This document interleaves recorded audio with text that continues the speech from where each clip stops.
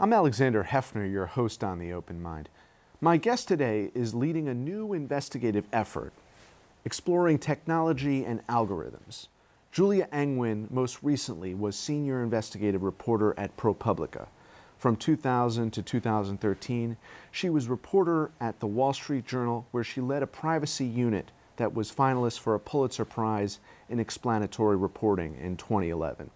Her book, Dragnet Nation, A Quest for Privacy, Security, and Freedom in a World of Relentless Surveillance, was published in 2014, and it was shortlisted for Best Business Book of the Year by the Financial Times.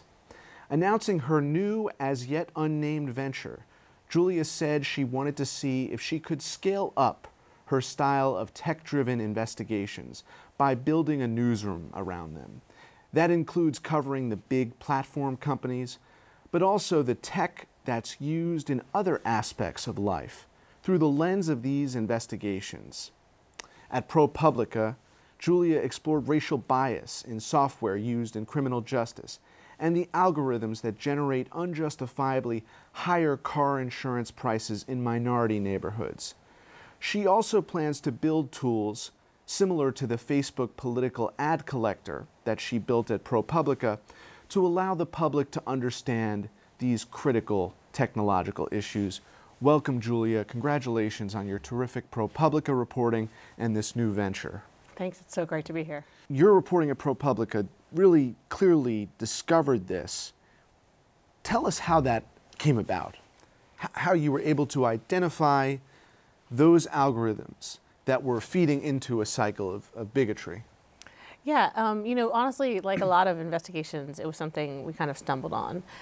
It was about 2 years ago that my team, we were trying to understand what Facebook knows about you. So we built a little tool and it asked people to download the software. And when they downloaded it, when they went to Facebook, it went and found the privacy settings page, which was like 5 menus deep, that said what they thought they knew about you. And it would send it all to this public database. So we built a database of like 56,000 attributes that Facebook had collected about people, because we wanted to get a scope of like exactly how granular were these different categories that they placed people in. And we noticed that they had a category for race, African American affinity, Hispanic American affinity. And what affinity turned out to mean was not actually, you had never said what your race was, but just that they had intuited that you had an affinity for people of that race, which is kind of a bizarre construct. And so we noticed also that people in the newsroom were getting different. They weren't, I was given, I think, African American, and I'm not, obviously. So we thought, I wonder how advertisers are using this. And we looked and saw that actually you could go in and buy an ad for an apartment, and there was a drop-down menu saying, exclude my ad from being shown to these categories. And you could say, like, never show my ad to anyone of African American, Hispanic American, Asian American affinity. So we called some lawyers, and they were like, that sounds like a violation of the Fair Housing Act. And that sort of kicked off our investigation of discriminatory ads, which we then found in other areas as well. The most documented of which, or at least publicly known through the testimony of the whistleblowers, was an effort to advertise to people who are engaging in some kind of bigotry. So hate mongering directed towards African Americans in the case of people who are being targeted, or Jews you identified. Subsets that could be advertised to that were reflecting those groups' hatred of African Americans or Jews or other subsets. Right. Since then, has Facebook actually grappled with this problem and changed the way that it is doing business, or no?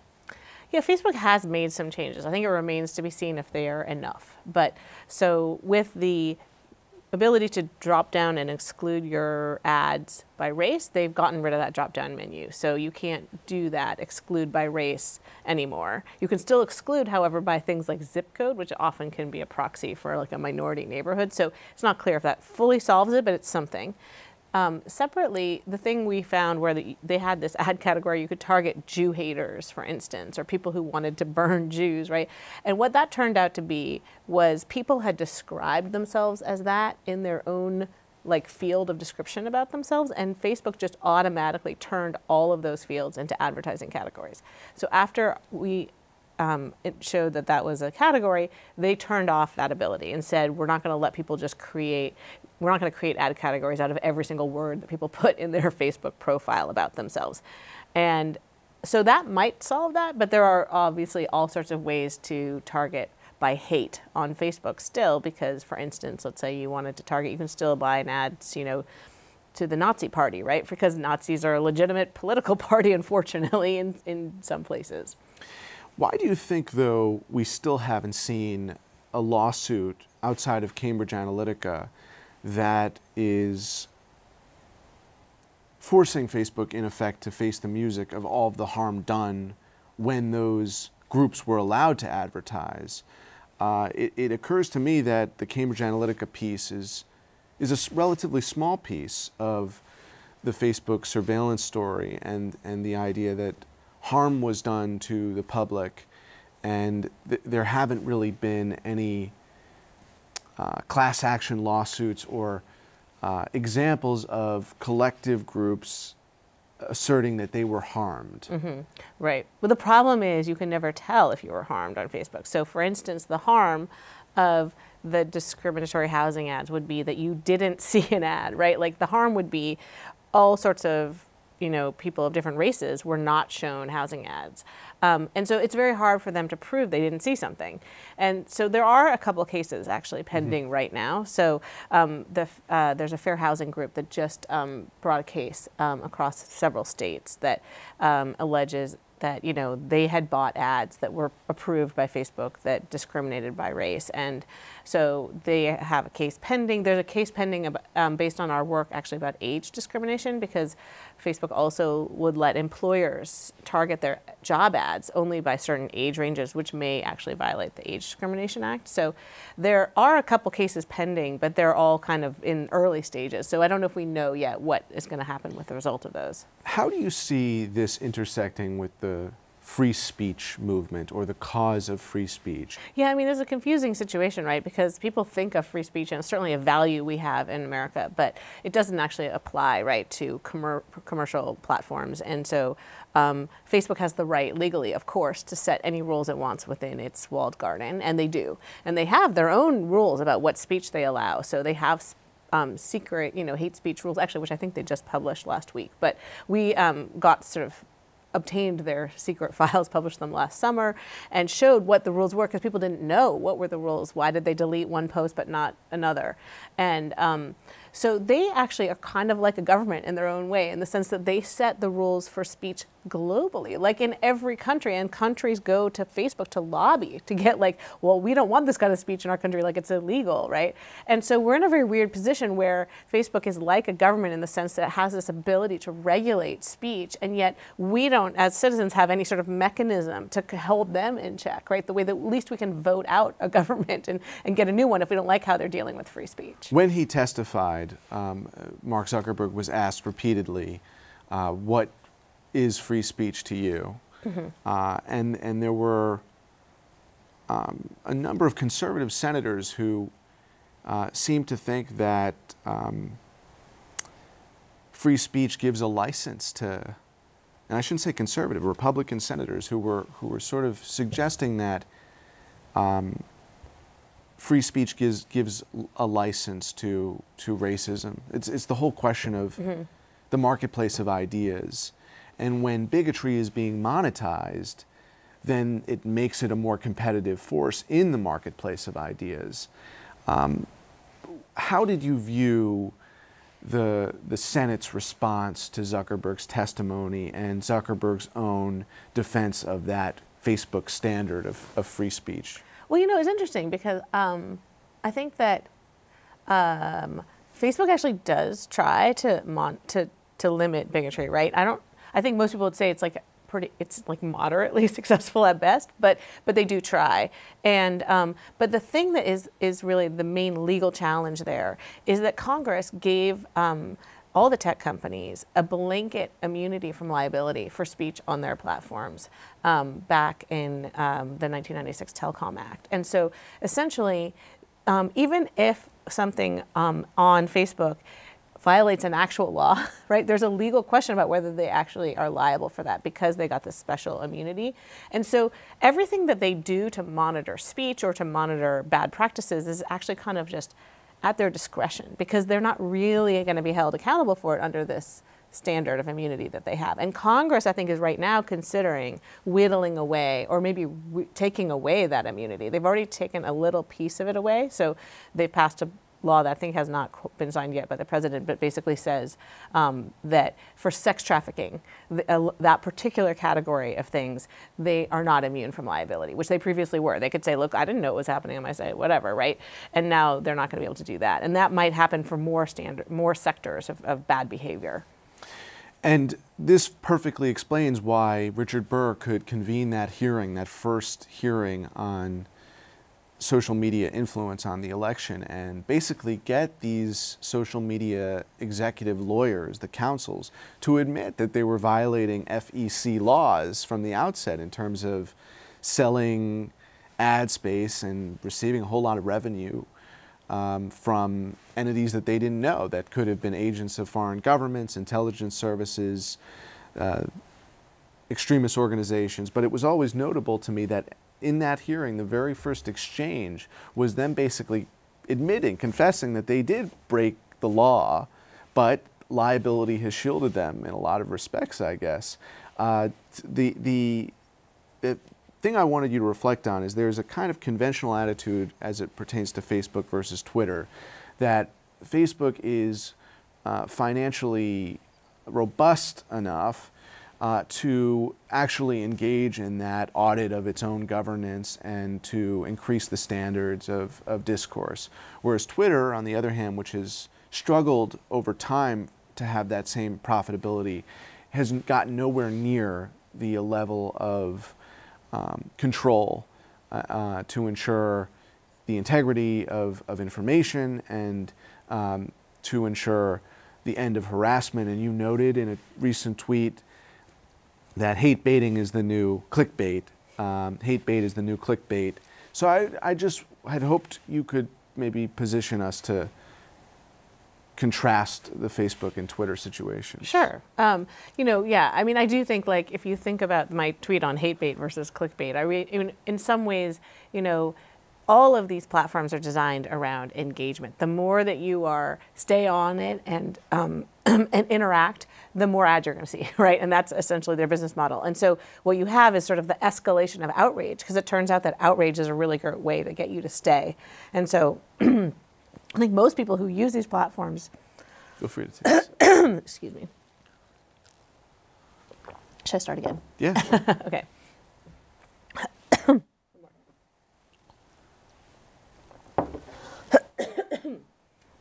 So when I was talking about hate bait versus clickbait, right? The fact is that all these different platforms are built around the idea of increasing your engagement. And what has happened over time is they've realized, and people have realized, that outrage is a great way to get people engaged. The more outraged you are, the more times you click, and then you write a comment, and you get a fight with somebody, and like that stays on the platform.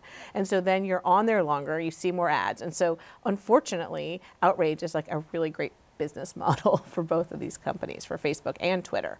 Facebook has recently said they're going to try to limit outrage and try to like keep people happier on their platform. I don't know how they're going to do that and whether it's measurable and whether that makes a difference. What it does mean is the news websites are already suffering because they're seeing less traffic because there are stories. Mm-hmm.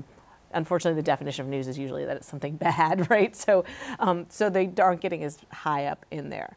On Twitter, they're not doing, I think, the same thing, although they have said they're going to do some experiments to try to figure out how to increase better positive interactions over time. And it's true that both platforms have different financial resources to bring to bear, right? Facebook is a behemoth and Twitter is less so. But honestly, the money needed to do that isn't so much that I think both of them could adequately do it if they wanted to. But the question is, what's their real incentive? I mean, their incentive is to make the bad press go away, but in the end, they still need people to stay on the platform and look at ads, and that's right. Their business model. So that's what I wanted to ask you. how can they incentivize engagement that is not the chest bumping? If we thought of this not as surveillance but as kind of stewardship, could users' actions be incentivized to stay on the platform in a way that is more healthy? I mean, possibly they can be, right? I think it remains to be seen. I think the real question is not whether Facebook and Twitter can provide the proper incentives for good behavior. It's really the question is, do Facebook and Twitter have the proper incentives to do that experiment? Because they're both for-profit, publicly traded companies. And in the end, like, stewardship is like low on the list of priorities for all publicly traded companies, right? And so that's where you really get to the question of, which I hate to raise, but is worth raising, which is like, do they should be regulated in some way? Because if there's a public interest that isn't really the for-profit interest, right, the way government has addressed that in the past is through regulation, right? And so, you know, we have people who are noted scholars sort of raising the issue of, like, maybe they have to be regulated as a utility, right? Like, maybe there's a whole level we have to go to. And I'm not necessarily advocating for it, but I'm just saying I'm not sure how you get those incentives aligned in the for-profit model. And you're noting the absence. There's basically been a dead or defunct FCC in the internet age. You identified it in the fact that they're shielded from legal culpability. But the reality of the telecom conversion to the digital culture is that there was the FCC became a bystander at most to all the activities in that digital arena. The Honest Ads Act, Amy Klobuchar, Mark Warner, John McCain have sponsored this, is a very basic first step.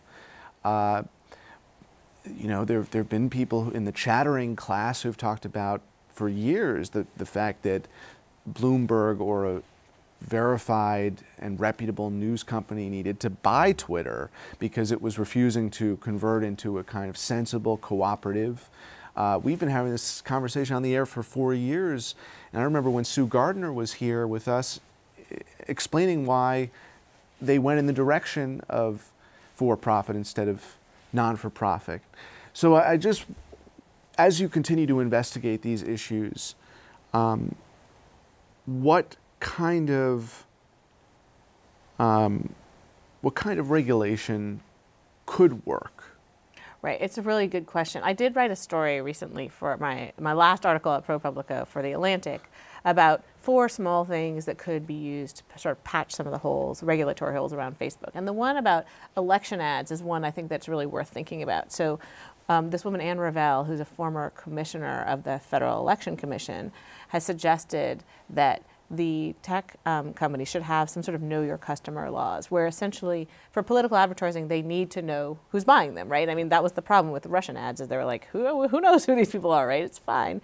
And so and she has sort of said there's a model like the way Treasury requires the banks to know their customers, and what they have is sort of an enforcement division, and whenever the banks have somebody suspicious, they have safe harbor to bring those people's names and information to the enforcement division, and that law enforcement group can investigate, right? And that sort of tracks with what Facebook sort of said actually in their hearings. They were like, look, we didn't know these were Russians, and we would actually need the intelligence agencies or the law enforcement to tell us that, because we don't kind of know every bad actor out there, and we need more cooperation with the intel community. And so there are mechanisms in place for other industries to have that, where you have sort of like, you get your immunity from liability when you bring it to the enforcement operation and they investigate. And I think that seems like a pretty reasonable kind of first step approach for just the problem of election ads. But then you have to kind of come up with different solutions for each thing, like discriminatory ads and hate speech. And, you know, there's all sorts of issues that we want to solve on these platforms, and not each one of them can be solved with some blanket thing. Right, right. With your new outlet, what are you hoping to achieve when it comes to being solution-oriented in your reporting, so that you're targeting each one of those problems associated with the new media climate? So essentially what I'm hoping to do in my newsroom is basically, I want to build a newsroom around real tech expertise. So the way I do my investigations is generally like alongside a programmer, and we together figure out how to investigate different issues that involve technology.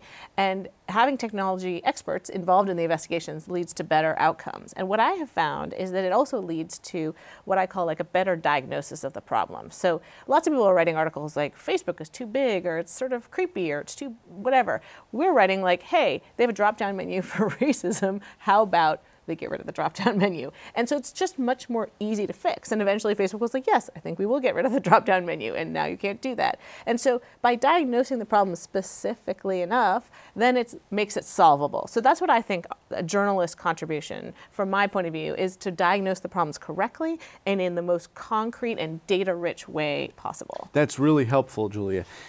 When I said radical transparency before, this idea, it was the idea that you could hover over an ad on Twitter or Facebook, or you could even hover over a handle or a Facebook page and get some immediate sense of statistics. So the first thing that comes to mind is Dove. Dove is doing an advertisement on these channels. You hover over the ad and you see how long the ad has been in stock, how many people have bought the product. I mean, how many people have been directed to it from these IP addresses, you know, how many people are accessing it from the US, the Midwest, the Northeast, Europe, Asia.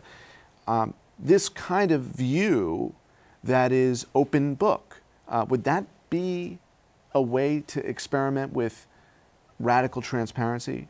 It's an interesting idea. I think sometimes it's hard with commercial speech, so like with ad, like a Dove ad, right? Because the public interest in Dove's targeting is maybe less than it is for political advertising. So I think, you know. So let's use the other example. Yeah, so let's start with political example. advertising. Let me give you a different example of someone who is suspected. Another example could be a meme that's circulating that is partisan in nature, or that is making a fallacious or baseless claim, and you could hover over it and ultimately could be flagged and removed, but you would be able to see where it originates, which is important, especially on Twitter, when so much content has been stolen to mass produce these automated bots and troll accounts.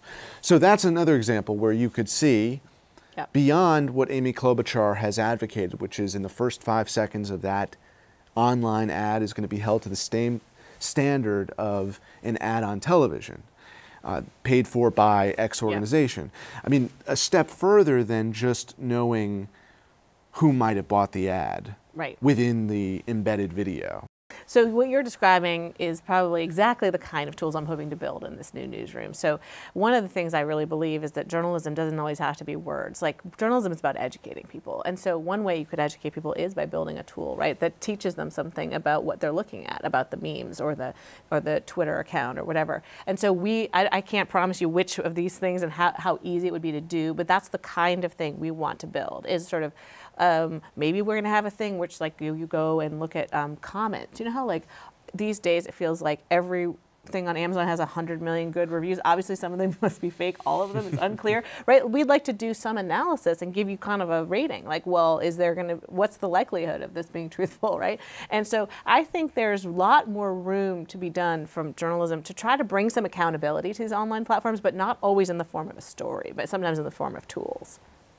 Well, those tools perhaps suggest that these companies, despite the new scrutiny, are not going to turn, at least immediately, to radical transparency, and are not going to eliminate in any kind of wholesale way the perpetuation of fake, misleading information. I suspect that, like, you know, I think they're going to try, but I suspect there'll be plenty of work for me to do in the next couple of years. I'm not worried about lack of topics to cover on these tech platforms. Right. And just to go back to the outrage factory for one more moment that I have you here, what could be done internally within the tools outside of regulation, because this is particularly problematic on Twitter, just with the, if you look at a Donald Trump tweet, or if you look at a New York Times reporter tweet, you'll see in response just so much garbage, venom, toxicity, but in some of its programs, some of its and maybe intelligence officers, Right. some combination of genuine partisan tribalism and the proliferation of the trolling through bots. And what in the short term can we do with that problem? It's hard, right? I mean, the truth is these are public squares and they're policed by private companies. And the truth is that really what it is there are mobs who really just want to drive certain types of people out of the public square. They want to make it too costly for them to have a voice, right? And of course, we shouldn't let them do that as a society. And yet the cost personally to each person who gets 1 million death threats is super high. And many of them do opt out and stop talking publicly. And that's a really terrible outcome. That's unfortunately, the First Amendment is not really written to address that issue. We don't have a kind of legal infrastructure to understand that issue. And so I'm not sure what can be done in the short term. I will say Twitter has done a kind of nice thing where you can change your mentions so you can sort of basically not see anybody who replies to you who you don't already follow. Right. And so you can kind of limit, and I think maybe the platforms will come up with more tools to kind of limit your view, but that's also super sad because then it just brings the filter bubble even closer. Like all you ever hear is the same people over and over again. And the beautifulness of the social networks was the serendipity that you might find an interesting new person to talk to. And so I don't actually have an answer except to say that it's a super hard challenge, and it's probably one that we have to all, as a society, collectively solve. Julia, thank you for your time today. Thank you. And thanks to you in the audience. I hope you join us again next time for a thoughtful excursion into the world of ideas. Until then, keep an open mind. Please visit the Open Mind website at 13.org/openmind to view this program online or to access over 1,500 other interviews. And do check us out on Twitter and Facebook at Open Mind TV for updates on future programming.